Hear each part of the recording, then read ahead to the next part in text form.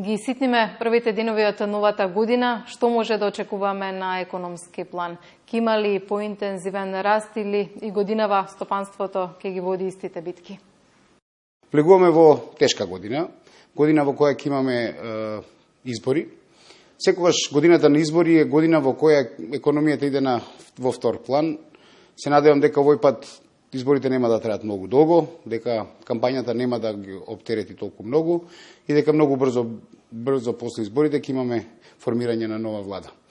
Бизнисот има проблем кога не функционира администрацијата и затоа би било добро да се води сметка, па дури во иднина да се лимитираат времињата во кои се води кампања и времињата во кои е можно да се тактизира со формирањето на влада.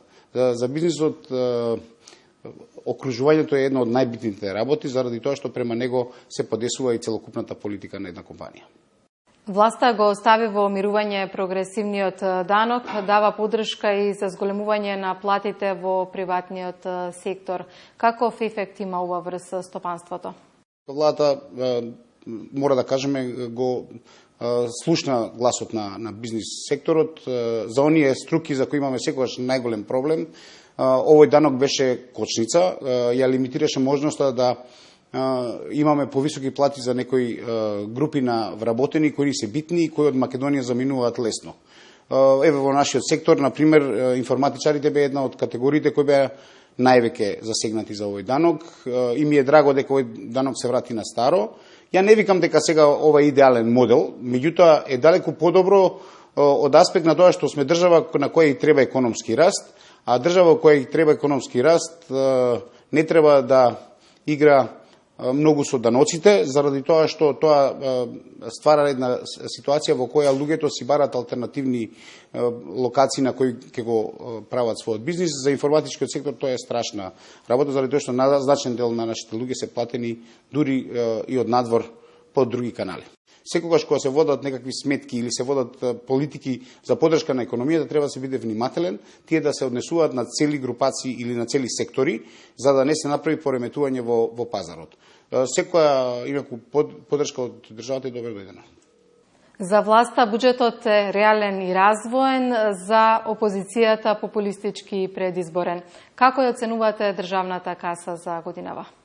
Има елементи на кои може да се нападне буџетот од позиција на тоа дека е преголем и премногу прави притисок на компаниите, но од друга страна ценам дека за сериозен буџет ќе разговараме од кога ќе го видиме оној ребаланс на буџетот кој ќе се случи веднаш после формирањето на владата. Значи очекувам дека веднаш после формирањето на владата ќе имаме еден сериозен ребаланс на буџетот во кој ќе видиме реалните позиции на сите политички субјекти, особено на оние што ќе дојдат во власт. Пишев што му е најпотребно на стопанството во моментов, колку реално можеме да одиме напред и што е она што можеме да го направиме на покус рок? Првенствено му треба предвидливост. Ниту една одлука која се носи на ниво на држава не треба да се носи избрзано, нити пак со забрзано дејство, него треба да се остави простор да економијата се прилагоди на новонастаната состојба и да се внимава сепак големи пореметување нагоре и надоле, нити во даночната политика, нити во делот на субвенции, нити на интервенционизам не треба да се случуваат. Значи, предвидливост е една битна карактеристика и она што секако е рак рана на целокупното наше општество, тоа е правосудниот систем. Државата мора да има сигурен, чврст, објективен, независен правосуден систем во кој ќе можеме да се обратиме кога цениме дека нашите права се загрозени. Тоа го бараат граѓаните, а тоа го бара и економијата. Без тоа држава не постои. Знаете како тоа значи дека треба со проблеми да се ги решаваме на некои алтернативни методи кои никогаш не биле нити добро дојдени, нити поволни, нити па се корисни за државата генерално. Влизот на држава во НАТО утвора поголема конкурентност и можност за развој. Подготвена ли е бизнис заедницата за НАТО пазарот?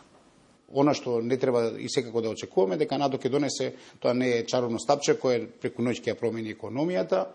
Значи, страничните ефекти на влезот во НАТО носат бенефити од типот на гаранции за сигурност, гаранции за позиционираност, стабилност на валутите, немање опасност од постоење на надворешни фактори кои порано сме ги имале.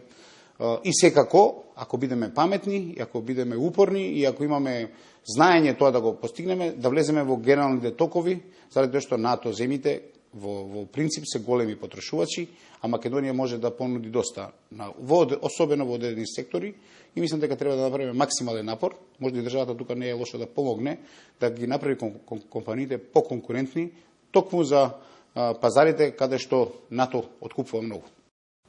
Батникарски кум сте во изборна година. Пред Соборниот храм упативте пораки за единство и меѓусебно почитување. Меѓутоа, стопанството и годинава ќе биде во неизвестност. Ке значи ли тоа одложување на инвестицијските активности? Посакувам една среќна, убава година. Посакувам една година во која ќе ги напуштиме политиките на драматично променување на правците и ќе направиме политики на континуитет, а не на дисконтинуитет. Тоа што ни се случува изминатите години, после имаме ситуација во која при промената на владата имаме големи дисконтинуитети на функционирањето. Не би сакал да имаме таков тип на дисконтинуитети, која и влада да дојде, треба да внимава тоа да биде направено некако по-лежерно, по-интуитивно, некако во фази, за да може да се прилагодиме на новата состојба. Инаку, мислам дека овие избори сепак ќе бидат сериозна прекретница во делот на односот на политичките субјекти према економијата. Веќе немаме големи теми надвор од економија. Конечно се враќаме на основната и базична тема економија. Државите постојат заради економијата првенствено. Значи, не постојат заради политичарите или политиките сами во себе, него заради економијата и економскиот живот на секоја држава. Ви благодарам за интервјуто. Благодарам многу.